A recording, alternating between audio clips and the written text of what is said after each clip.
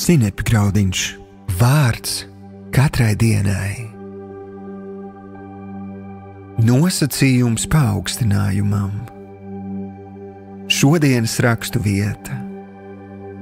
Tie 12 aicināja visus mācekļus un sacīja: nav pareizi, ka mēs kalpodam pie galda, atstājam novārtā Dievu vārdu.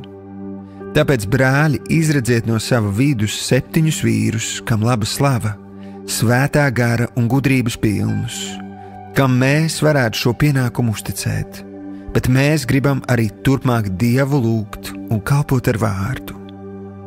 Apustuļu darbi, 6. nodaļa, 2. līdz 4. pants. Šodienas pārdomas. Atceros, ka Bībeles skolā mums mācīja: Dievs tevi ievedīs tavā aicinājumā, bet tikai tavs raksturs tevi tajā noturēs. Tas ir princips, ko mums māca pirmie apustuļi.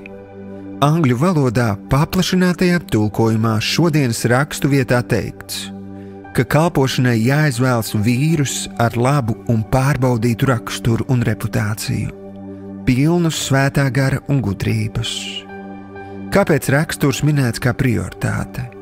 Tāpēc, ka svēto garu un gudrību Dievs spēj iedot ar vienu viņa pieskārienu. Savukārt raksturs mums ir jāveido pašiem, un tas prasa ne tikai laiku. Pāvils vēstulē romiešiem raksta: mēs priecājamies savās ciešanās, zinādami, ka ciešanas rada izturību, un izturība rada raksturu, un raksturs rada cerību, un cerība mūs neatstās kaunā.